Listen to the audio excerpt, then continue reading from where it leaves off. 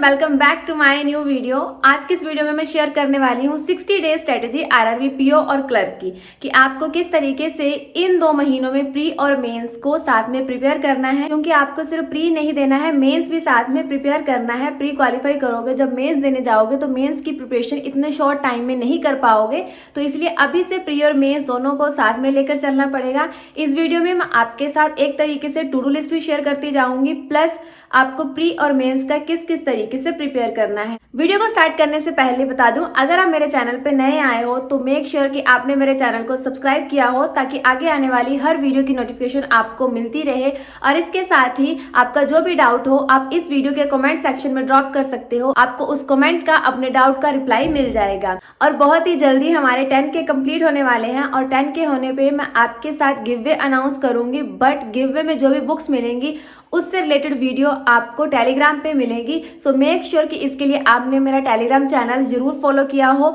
Description में आपको link मिल जाएगा। सो इसके साथ ही आप मेरे टेलीग्राम चैनल को ज्वाइन कर सकते हो। इसमें सिर्फ एक गिव की बात नहीं है, इसके अलावा आपको मेरे चैनल पर बहुत सारी पीडीएफ मिल जाएंगी, रीजनिंग, क्वांट, कंप्यूटर से रिलेटेड, आपको दोनों लैंग्वेज में मिलेंगी, हिंदी और इंग्लिश। तो इसके लिए आप मेरे टेलीग्राम चैनल को फॉलो कर सकते हो, यहाँ से आप फ्री में प्रैक्टिस कर सकते हो।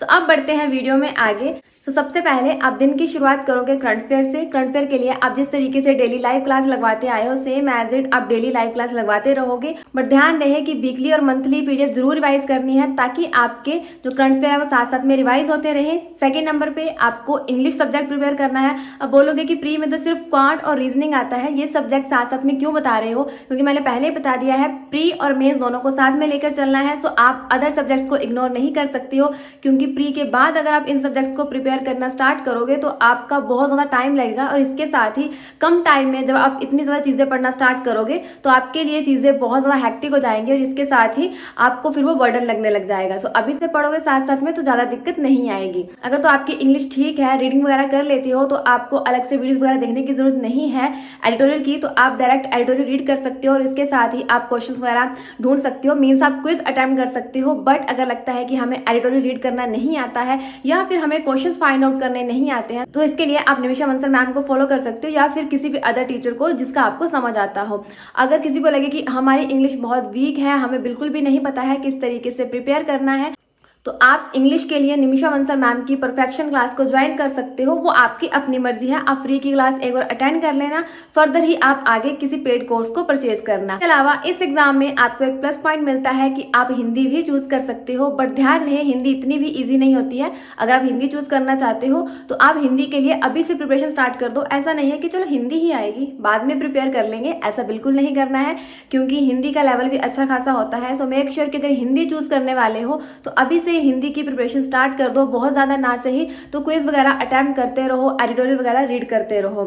सो इसके बाद आपको लेना है छोटा सा ब्रेक लेने के बाद आपको स्टार्ट करना है प्रीलिम का सेक्शन। सो प्रीलिम के लिए आप जो रीजनिंग क्वांट प्रिपेयर कर रहे हो, आप उसके लिए सेक्शनली मॉक टेस्ट अटेम्प्ट कर सकते हो, या फिर कोई टॉपिक आपको लगता है कि क्वांट का वीक टॉपिक है या फिर रीजनिंग का टॉपिक वीक है, तो आप उसी टॉपिक से रिलेटेड क्विज अटेम्प्ट कर सकते हो। जो टॉपिक आपका वीक हो, आप सबसे पहले अभी जो स्टार्टिंग के 15 to 20 डेज है, आप उनके टॉपिक वाइज टेस्ट लगा सकते हो, ताकि उस टॉपिक में आपकी अच्छी अप्रोच हो जाए। जब आपको लगे कि ये आपका टॉपिक अच्छे से प्रिपेयर हो गया है, या फिर आपका रीजनिंग सेक्शन या क्वांट सेक्शन बहुत अच्छे से प्रिपेयर हो चुका है, तो आप उसके सेक्शनली मॉक टेस्ट अटेम्प्ट कर सकते हो। जब आपको लगे कि 15 to 20 डेज में आपकी सारी प्रिपरेशन हो गई है, तो उसके बाद आप इस टाइम पे मॉक टेस्ट अटेम्प्ट कर सकते हो प्री का। और जैसे ही आप मॉक टेस्ट अटेम्प्ट करोगे, उसके बाद मेक श्योर कि एनालाइज जरूर करें, क्योंकि अगर कोई भी मॉक टेस्ट है आज उसमें आपके 40 मार्क्स आ रहे हैं, आप उसको एनालाइज नहीं करते हो, तो कल दोबारा री अटेम्प्ट करते हो, तो उस मॉक टेस्ट का कोई भी फायदा नहीं है जब तक आप उसको एनालाइज नहीं करते हो। एक और चीज, आप किसी भी वेबसाइट से मॉक टेस्ट परचेज कर रहे हो, जब एक बार 20 मॉक टेस्ट अटेम्प्ट कर लोगे तो उसके बाद री अटेम्प्ट जरूर करना, ताकि आपको पता लगे कि एनालाइज का कितना फर्क पड़ रहा है आपके मार्क्स पे, और दोबारा अटेम्प्ट करने से आपकी प्रैक्टिस भी साथ साथ में और ज्यादा होती रहेगी। और 15 to 20 डेज में पहले आपको टॉपिक वाइज टेस्ट लगाने हैं, उसके बाद आपको मॉक टेस्ट अटेम्प्ट करना है 20 डेज के बाद। अब साथ में ही आपको मेंस भी प्रिपेयर करना है, तो कोशिश करना कि आप मेंस का कोई एक सब्जेक्ट रीजनिंग या फिर क्वांट को आप दोपहर में ही कंप्लीट कर लो। अगर लगता है कि बहुत ज़्यादा हैक्टिक हो रहा है तो आप रीजनिंग अटेम्प्ट कर सकते हो, क्योंकि रीजनिंग काफ़ी लोगों के लिए इंटरेस्टिंग सब्जेक्ट रहता है। तो रीजनिंग की आप डेली 2-2 पजल सोल्व कर सकते हो और इसके साथ ही जो नए टॉपिक्स होंगे आप उनकी अलग से वीडियोस भी देख सकती हो। अभी जो आपका स्टार्टिंग का टाइम होगा इसमें अगर साथ साथ में मेंस प्रिपेयर करते रहोगे तो इतना बर्डन नहीं लगेगा। जैसे जैसे प्री की डेट नज़दीक आती जाएगी तब आपको यही लगेगा कि प्री एग्जाम आने वाला है, हमें प्री अच्छे से प्रिपेयर करना है, मेंस बाद में कर लेंगे, बाद में देखा जाएगा, पहले प्री क्लियर होना चाहिए। सो अभी टाइम है, कम से कम 30 to 40 डेज आप बहुत अच्छे से मेंस को भी साथ में प्रिपेयर कीजिए। बाद में चाहे आप धीरे धीरे करके मेंस की तैयारी कम भी कर सकते हो, तो आप पूरा फोकस प्री पे कर सकते हो। अब मेंस का रीजनिंग टॉपिक आपका साथ साथ में कंप्लीट होता रहेगा। अब बहुत लोगों को डाउट होता है कि हम मेंस के लिए अभी से कोई पेड कोर्स परचेज करें या फिर कहाँ से प्रिपरेशन करें। अब यूट्यूब पे अगर सर्च करोगे चाहे क्वांट के लिए या फिर रीजनिंग के लिए मेंस लेवल की डीआई या पजल्स, आपको बहुत सारी फ्री में पजल्स और डीआई मिल जाएंगी।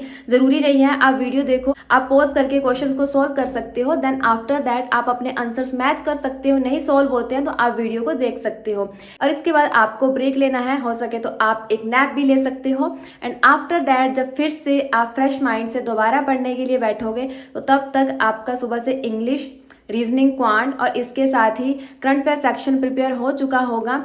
अब बात करते हैं कंप्यूटर की। अगर आप अभी से कंप्यूटर प्रिपेयर करोगे तो आपको बाद में दिक्कत नहीं आएगी। अगर किसी को लगता है कि नहीं हम प्री के बाद 1 से 1.5 घंटा हम कंप्यूटर के लिए लगा सकते हैं, तो वो आपकी अपनी मर्जी है कि जैसे ही आपका प्री एग्जाम होता है नेक्स्ट डे आप कंप्यूटर पढ़ना स्टार्ट कर दोगे, वो आपकी अपनी मर्जी है। बट मैं यही रेकमेंड करूँगी कि अभी से कंप्यूटर पढ़ना स्टार्ट कर दो।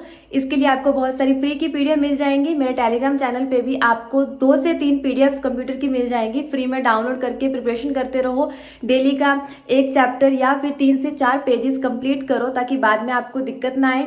ज़रूरी नहीं है ब्रेक लेने के बाद आपको कंप्यूटर से स्टार्ट करना है, आप मेंस के क्वांट से भी स्टार्ट कर सकते हो। मेंस के लिए मैं यही बोलूँगी कि डीआई पे ज़्यादा फोकस करो क्योंकि डीआई की ज़्यादा वेटेज होती है। आपको फ्री में बहुत सारी डीआई मिल जाएंगी। अगर आप यूट्यूब पे सर्च करोगे आपको हर्षल अग्रवाल सर की 360 डीआई की प्लेलिस्ट मिल जाएंगी जिसमें आपको बहुत सारी डीआई मिल जाएंगी मेंस लेवल की। इसके अलावा और भी बहुत सारे टीचर्स की आपको वीडियोस मिल जाएंगी फ्री में देखने के लिए डीआई की। तो वहाँ से आप डेली की डेली 1 या फिर 2 डीआई ज़रूर सॉल्व किया करो ताकि आपको मेंस में ज़्यादा नहीं तो कम से कम क्वांट में डीआई तो सोल्व कर सको। इसके बाद आप कंप्यूटर प्रिपेयर कर सकते हो, आपकी अपनी मर्जी है कंप्यूटर पहले करोगे या फिर क्वांट। अब इसके बाद जो टाइम बचता है इसमें आप शॉर्ट क्विज अटैम्प्ट कर सकते हो। जैसे इंग्लिश का आप क्विज अटैम्प्ट कर लो या फिर हिंदी का, करंट अफेयर का क्विज अटैम्प्ट कर लो, आपकी फिर से दोबारा रिवीजन हो जाएगी। इसके बाद अगर आपके पास टाइम है तो आप एक और मॉक टेस्ट अटैम्प्ट कर सकते हो। या फिर आपको लगता है कि आपका कोई सेक्शन, कोई टॉपिक बहुत ही वीक है रीजनिंग का या फिर क्वांट का, तो जो टाइम आपके पास बचे तो उसमें आप उस सब्जेक्ट की या फिर उस टॉपिक की प्रिपरेशन कर सकते हो, प्रैक्टिस कर सकते हो। और जैसे ही आपके प्री के एग्जाम से पहले 15 दिन बचेंगे तो उसमें आप मेंस की प्रिपरेशन कम कर सकते हो। बहुत ज़्यादा तो नहीं बट कम से कम करंट अफेयर डेली के डेली आप कंटिन्यू रखना। अपने प्री से 4 से 5 दिन पहले आप करंट अफेयर स्किप कर सकते हो। इसके साथ ही आप इंग्लिश को भी तब तक कंटिन्यू रखना जब तक 4 से 5 दिन नहीं बचते हैं। इंग्लिश को साथ में पढ़ना बहुत ज़रूरी है क्योंकि सिर्फ आरआरबी की बात नहीं है, अदर जो आप एग्जाम दोगे वहाँ पे तो इंग्लिश ज़रूरी है। प्री में तो आपको इंग्लिश मिलेगी ही, इसके साथ ही मेंस में। बट यहाँ पे आरआरबी में आपको सिर्फ मेंस में ही इंग्लिश देखने को मिलेगी। प्री में तो इंग्लिश नहीं आती है बट तैयारी पहले से ही करके रखनी पड़ेगी। और आप मॉक टेस्ट बढ़ा सकते हो। 15 डेज जब आपके बचेंगे तब आप 2-2 मॉक टेस्ट अटैम्प्ट कर सकते हो, एक सुबह एक शाम, और साथ साथ में उसको एनालाइज कर लेना। दिन के 2 मॉक टेस्ट अटैम्प्ट करोगे तो आपकी स्पीड भी बनेगी और इसके साथ साथ आपको पता लगता रहेगा कि आप कहाँ स्टैंड कर रहे हो। और अगर किसी को लगता है कि हमारा कोई टॉपिक वीक है, काफ़ी अच्छी प्रैक्टिस करी हुई थी बट फिर भी मॉक टेस्ट में अटैम्प्ट नहीं हो रहा है, क्वेश्चन सॉल्व नहीं हो रहा है, उस टॉपिक के द्वारा वीडियो देख के टॉपिक वाइज टेस्ट लगा के उसको अच्छे से स्ट्रॉन्ग करो ताकि आपको एग्जाम में दिक्कत ना आए। और कईयों का क्वेश्चन होता है कि परसेंटाइल कितनी होनी चाहिए। देखिए स्टार्टिंग में पैनिक होने की ज़रूरत नहीं है। स्टार्टिंग में आपका फोकस होना चाहिए अटेम्प्टेशन और एक्यूरेसी पे। ऐसा नहीं है कि 80 में से 60 क्वेश्चन अटैम्प्ट कर दो और एक्यूरेसी ना हो और आपका जो स्कोर आए वो हो 30 और 25। उस चीज़ का कोई भी फायदा नहीं है, ऐसी अटेम्प्टेशन का कोई मतलब नहीं है। कोशिश करो आप जितने भी क्वेश्चन अटैम्प्ट कर रहे हो 2 से 3 क्वेश्चन गलत हो रहे हैं, कोई बात नहीं, ये नॉर्मल चीज़ है। बट इतना भी नहीं कि 60 क्वेश्चन अटैम्प्ट किए और 20 क्वेश्चन गलत कर दिए। इस चीज़ का ध्यान रखना है कि अटेम्प्टेशन के साथ साथ एक्यूरेसी बहुत ज़्यादा ज़रूरी है, बहुत मैटर करती है एक्यूरेसी।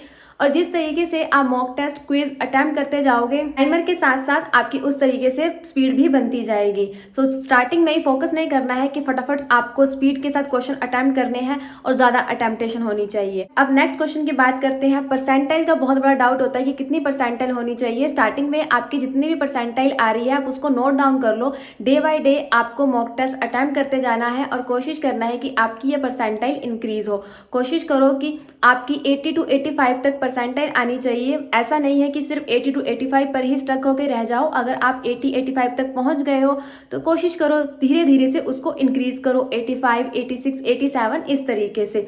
ऐसा नहीं है कि सिर्फ और सिर्फ परसेंटाइल के पीछे भागना है। स्टार्टिंग में जितनी परसेंटाइल आ रही है उसको पहले मॉक टेस्ट के साथ ही नोट डाउन करके रख लो और डे बाय डे उसको इंक्रीज करने की कोशिश करो। उम्मीद है इस वीडियो में आपके बहुत सारे डाउट क्लियर हो जाएंगे। अगर अभी भी किसी का डाउट है तो आप कमेंट कर सकते हो, मैं आपके कमेंट का रिप्लाई दे दूंगी। सो मिलते हैं नेक्स्ट वीडियो में।